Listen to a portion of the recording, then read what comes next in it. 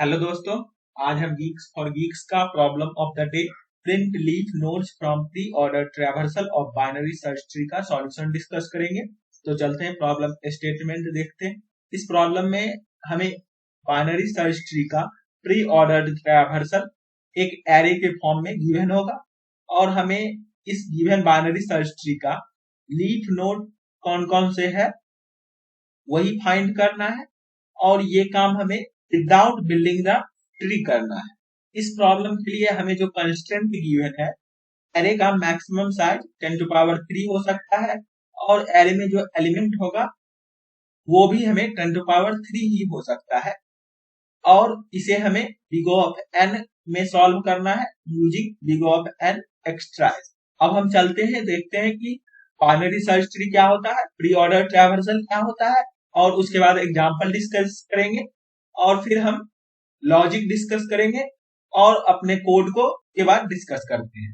Binary search tree वैसे tree को बोलते हैं जिस ट्री में मान लीजिए कोई ट्री गिवन है, उसका रूट नोड 8 वैल्यू है उसमें, तो इस नोड के लेफ्ट में जितने भी नोड एग्जिस्ट करेंगे उनका वैल्यू इस गिवन रूट नोड के वैल्यू से स्मॉलर होना चाहिए। मतलब इस केस में 8 से स्मॉलर होगा और राइट सब ट्री में जितने भी नोड एग्जिस्ट करेंगे उनका वैल्यू 8 से ज्यादा होना चाहिए। मतलब इस गिवन रूट नोड के वैल्यू से ज्यादा होना चाहिए और सेम कंडीशन इस गिवन नोड के लेफ्ट सब ट्री में जितने नोड हैं उनके लिए भी फुलफिल होना चाहिए और राइट सब ट्री में जितने नोड हैं उनके लिए भी फुलफिल होना चाहिए। यदि इन सभी कंडीशन को कोई भी ट्री फुलफिल करता है तो वैसे ट्री को हम बाइनरी सर्च ट्री बोलते हैं। अब हम ये समझते हैं कि प्री ऑर्डर ट्रैवर्सल क्या होता है। जैसे यहाँ पर एग्जांपल 2 यदि हम कंसिडर करें तो इस केस में हमारे पास जो गिवन बाइनरी सर्च ट्री बनेगा वो कुछ इस तरीके से बनेगा। यहाँ पर आप देख सकते हैं इस नोड के लेफ्ट में जितने भी नोड एग्जिस्ट कर रहे हैं उनका वैल्यू 3 से स्मॉलर है और इसके राइट में जितने भी नोड एग्जिस्ट कर रहे हैं उनका वैल्यू, इसको बेटर वे में समझने के लिए हम इस ट्री को थोड़ा एक्सटेंड करते हैं। यहाँ पर 8 यदि हम रखते हैं और इसके लेफ्ट सब ट्री में 7 रखते हैं तो भी आप देख सकते हैं यहाँ पर ये कंप्लीट ट्री वैलिड है बाइनरी सर्च ट्री के लिए, क्योंकि इस पोजीशन पर भी आप यदि देखें तो 4 से ग्रेटर ही एलिमेंट एग्जिस्ट करता है इसके राइट सब ट्री में, जो कि 8 और 7 है। सिमिलरली आप हर एक नोड के लिए देख सकते हैं इस ट्री में। अब हम ये देखते हैं कि प्री ऑर्डर ट्रैवर्सल क्या होता है। किसी भी ट्री में आपको 3 पोजीशन मिलेगा यदि आप डीएफएस ट्रैवर्स करते हैं उस ट्री के लिए। सबसे पहले यदि आप गिवन किसी भी नोड के लिए फर्स्ट टाइम उस नोड पर विजिट कर रहे हैं तो उस पोजीशन को प्री ऑर्डर पोजीशन बोलते हैं। यदि सेकेंड टाइम आप विजिट कर रहे हैं किसी भी नोड को तो वो पोजीशन आपका इन ऑर्डर पोजीशन कहलाएगा और थर्ड टाइम यदि आप विजिट कर रहे हैं किसी भी नोड को तो वो पोजीशन पोस्ट पोजीशन कहलाता है। और इस प्रॉब्लम में हमें गिवन बीएसटी का प्री ऑर्डर ट्रैवर्सल गिवन होगा। जैसे इस एग्जांपल में यदि हम डीएफएस रन करें तो डीएफएस हमारा कुछ इस तरीके से रन होगा और इसका प्री ऑर्डर यदि हम लिखें तो वो कुछ इस तरीके से होगा 3 2 4 8 7। और अब हमें इस प्रॉब्लम में फाइंड करना है कि इस गिवन बाइनरी सर्च ट्री में लीफ नोड कौन कौन से हैं। तो ये काम यदि आपको कोई इस गिवन नोड के लिए इसके लेफ्ट सब ट्री में कौन कौन से लीफ नोड है वो बता दे और राइट सब ट्री में कौन कौन से लीफ नोड है ये बता दे और दोनों को यदि आप कंबाइन कर देते हैं तो वही हमारा इस गिवन नोड के लिए लीफ नोड हो जाएगा। तो ऐसा ही एल्गोरिदम हम अप्लाई करेंगे और ये काम हम रिकर्सिव फंक्शन लिख करके इजीली अचीव कर सकते हैं। तो वही हम करेंगे। यहाँ पर यदि हम इस गिवन एरे पर इस पोजीशन से लेकर के इस पोजीशन तक किसी भी रिकर्सिव फंक्शन में कॉल करे और ये पूछे कि हमें एरे बताओ हीप नोड का, मतलब 0 से लेकर के 4 तक हमारा इंडेक्सिंग है, तो रन करेंगे उस फंक्शन में।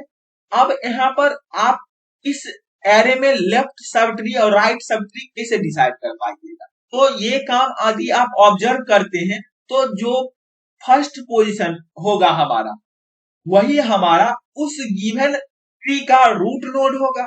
जैसे इस केस में 3 हमारा रूट है, और इस रूट के लेफ्ट में जो भी ट्रैवर्सल प्री ऑर्डर होगा वो सबसे पहले लेफ्ट सब ट्री का होगा इस गिवन नोड का, और उसके बाद राइट सब ट्री के नोड होंगे।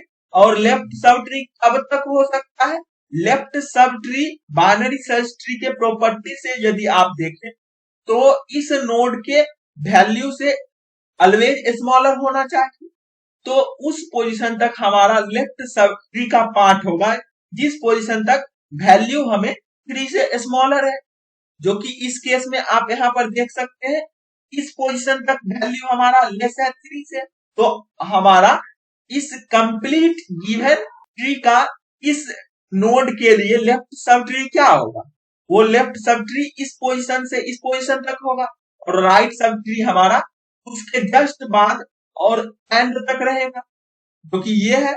और फिर हम रिकर्सन में कॉल करेंगे इस पोजीशन से लेकर के इस पोजीशन तक का कोई हमें लीफ नोड बताए, और इस पोजीशन से लेकर इस पोजीशन तक का बताए, मतलब 1 से लेकर के 1 तक बताए और 2 से लेकर के 4 तक बताए।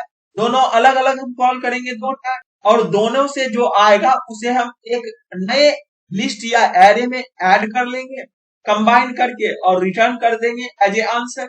और कोई नोड लीफ नोड कब पॉसिबल है, लीफ नोड तब पॉसिबल है जब ये दोनों पॉइंटर हमारा सेम वैल्यू को पॉइंट करने लगे। जैसे इस केस में ये पॉइंटर भी हमारा 1 को पॉइंट कर रहा है और ये पॉइंटर भी हमारा 1 पर है, तो ये नोड हमारा लीफ नोड होगा।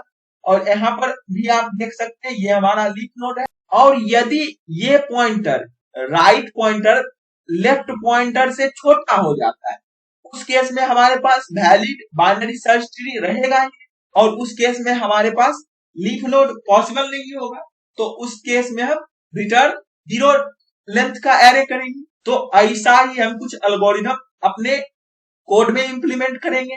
और इस केस में यहाँ पर देख सकते हैं हमारे पास जो गिवन ट्री है, यहाँ पर लीफ नोड 2 और 7 है, तो इस केस में आंसर हमारा 2 7 होगा।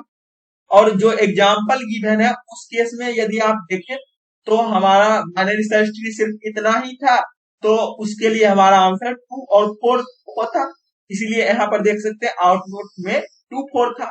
तो चलते हैं अब इसी बातों को अब हम कोड में इंप्लीमेंट करते हैं। सबसे पहले हम यहाँ पर अब जावा कोड डिस्कस करेंगे। यहाँ पर देख सकते हैं हमें लीफ नोड फंक्शन गिवन है, इसे ही कंप्लीट करना है। इसके लिए हमने एक अपना एफ नाम का फंक्शन बनाया है जो कि इस गिवन एरे को एक्सेप्ट करता है, और 0 और n-1 हमने पास किया है, जो कि 0 किसी भी ट्री का लेफ्ट पॉइंटर और राइट पॉइंटर हमें बताएगा ये दोनों, और इधर से जो हमें रिटर्न होगा वही हम एज ए आंसर रिटर्न कर देंगे इस फंक्शन में। यहाँ पर आप देख सकते हैं एफ फंक्शन हमने कुछ इस तरीके से लिखा है, जो कि एरे एक्सेप्ट कर रहा है और लो और हाई एक्सेप्ट कर रहा है, और रिटर्न टाइप इस फंक्शन का एरे है। यहाँ पर हमने सबसे पहले आते ही चेक किया है कि लो हमारा हाई से तो ज्यादा नहीं है।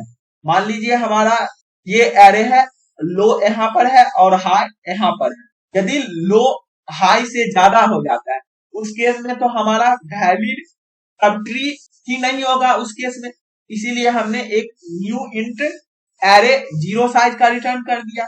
और यदि लो हाई के बराबर है, मतलब सेम नोड को दोनों पॉइंटर इंडिकेट कर रहा है, उस टाइम हमारा लीफ नोड का केस होगा, इसीलिए हमने एक नया एरे बना करके और उसमें उस गिवन नोड के वैल्यू को ऐड करके रिटर्न कर दिया है। और उसके बाद एक वेरिएबल idx जिसको हम लो से इनिशियलाइज किए हैं, ये अब हमें ये बताएगा कि किसी भी नोड के में जितने भी नोड है उनको हम कहां से डिवाइड कर सकते हैं, मतलब लेफ्ट सब ट्री और राइट सब ट्री में किस पोजीशन पर डाइवर्जन कर सकते हैं, वो इंडेक्स हमें रखेगा, जो कि इस फॉर लूप के अंदर हम कर रहे हैं। यहाँ पर देख सकते हैं हमने फॉर लूप लो प्लस 1 से लेकर के हाई तक रन किया है, जो कि इस पोजीशन पर यदि हमारा लो था तो हमें पॉइंट लूप रन कर रहे हैं इस पोजीशन से इस पोजीशन तक,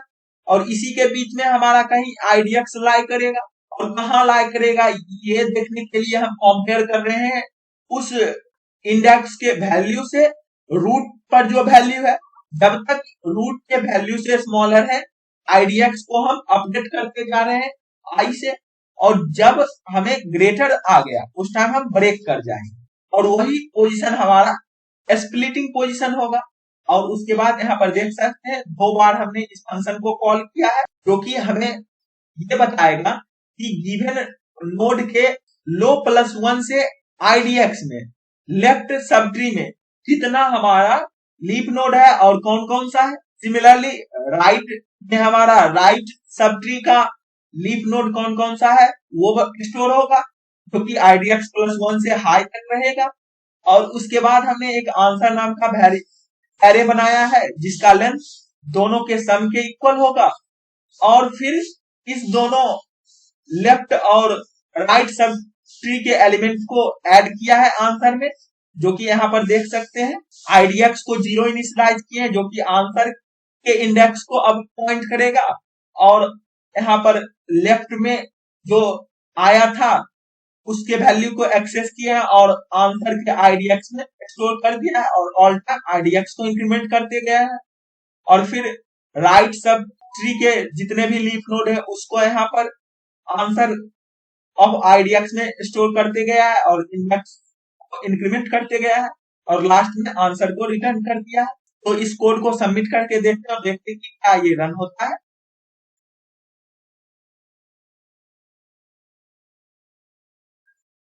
यहाँ पर देख सकते हैं हमारा टोटल टेस्ट केस पास किया इस लॉजिक के लिए इस लैंग्वेज में।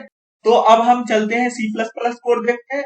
सी प्लस प्लस कोड भी हमने सिमिलर वेज में लिखा है, इसमें भी हमने एफ नाम का एक फंक्शन क्रिएट किया है जो कि सिमिलर वर्क परफॉर्म करेगा। इसमें सिर्फ और सिर्फ हमने डिफरेंस किया है, तो यहाँ पर वेक्टर ऑफ इंट क्रिएट कर रहे हैं और जावा में इंट एरे इनिशियलाइज कर रहे हैं। इस कोड को आप देख लीजिए इस लैंग्वेज में, और इसे भी आप सबमिट करके देखते हैं, देखते हैं कि क्या ये रन होता है इस लैंग्वेज में।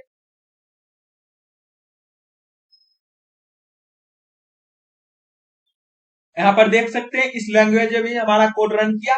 तो आई होप आपको ये दोनों डिफरेंट लैंग्वेज के कोड और लॉजिक समझ आए होंगे। तो फिर मिलते हैं किसी अगले वीडियो के साथ, तब तक के लिए कोडिंग करते रहेंगे। Best of luck. और हम इस दोनों डिफरेंट लैंग्वेज के कोड का लिंक डिस्क्रिप्शन बॉक्स में प्रोवाइड कर देंगे, तो आप वहां से चेक कर सकते हैं। और आप अपना कमेंट सेक्शन में फीडबैक जरूर दें कि इस वीडियो में क्या लैग है, तो हम उसी अकॉर्डिंग अपने वीडियो को इम्प्रूव करेंगे आपके लिए। Thank you for watching this video.